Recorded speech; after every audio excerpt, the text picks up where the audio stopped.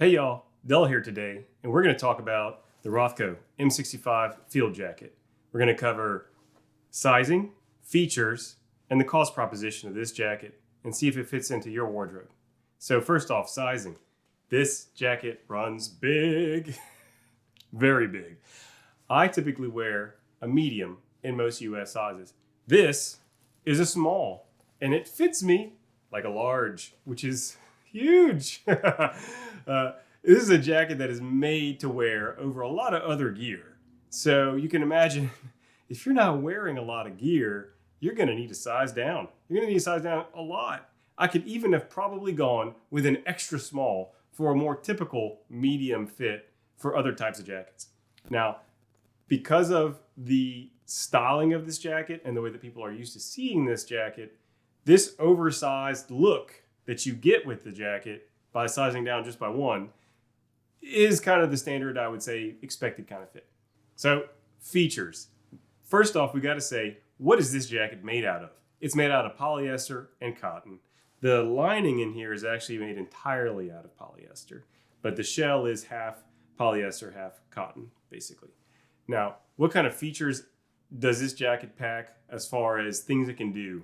It's really a versatile jacket. So what it gives you is an interior liner that can be popped out and worn separately as its own little jacket under other things, or if you just want to be cozy inside without the bulk of this big jacket, or if the big jacket gets dirty and you want to have something to keep you warm, this interior liner can be unbuttoned and taken out.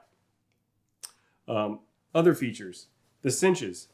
There are drawstrings at the waist and hem level. So you can pull this jacket in as tight as you want. It is one of the reasons why it being oversized is not really a problem from a fitment standpoint, because you can pull it in, swoop, and in, and it hugs onto your body. It also comes with these 4 flap pockets on the exterior.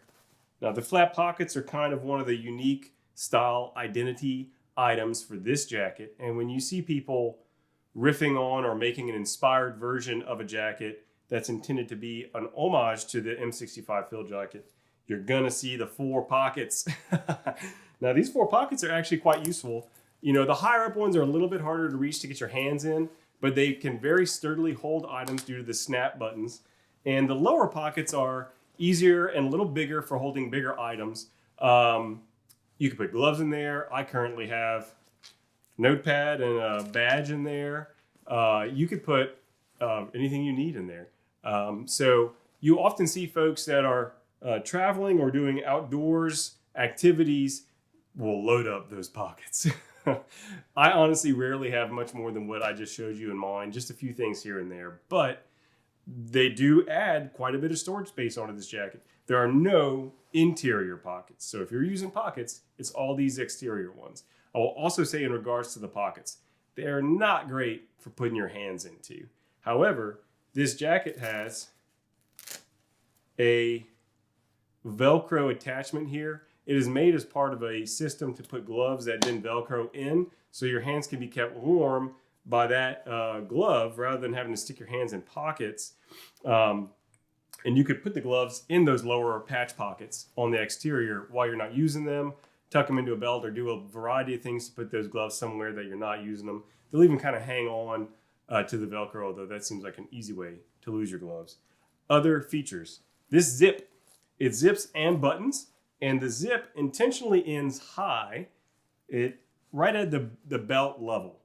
Why does it do this? You might be curious why there is all this space between the end of the zipper and the end of the jacket. Well, it's quite simple. The jacket is longer than your hips, and your body bends at the hips. So it's made to where it can be completely done up, and you could still hinge without impinging on the zipper.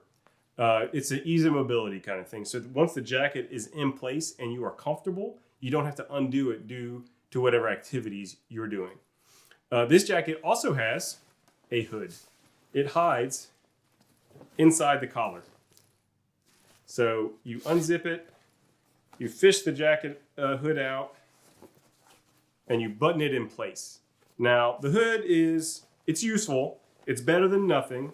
it can be a little bit awkward to put up whenever you're in a hurry.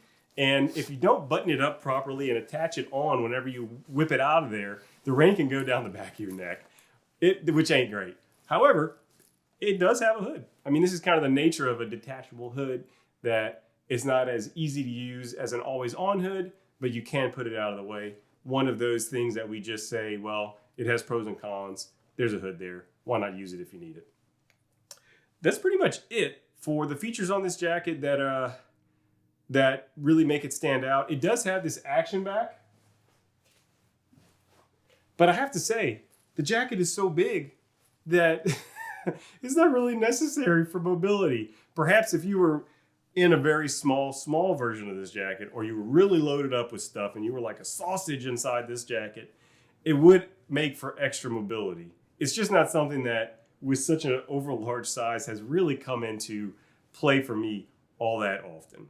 Another awesome thing about this jacket is that because of the nature of the materials, this jacket can just easily be washed. This jacket is made of durable materials that are intended to be beat up and then cleaned off and used again, and then beat up and then cleaned off and then used again. And I got this jacket used, and it had already clearly strong signs of wear, and it just keeps on trucking. So if you're looking for a jacket from a feature standpoint that is easy to wash and comes back just as strong as it had been before without shrinking or having odd things happen to it, great choice.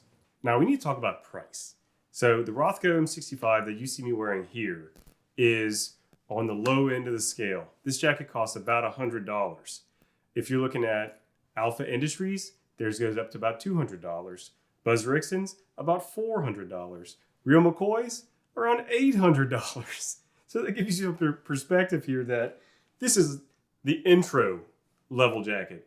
If you're wanting to get your toes wet into the M65 waters and you want to try one out without spending a bunch of dough, this would be a good starting point to see if it's something that will work for you from a style and feature standpoint. However, I have to say, at $100, you do get a lot of bang for the buck. And maybe you just are satisfied with this jacket, which I have been. The jacket is made in China. It is not made to the highest standards.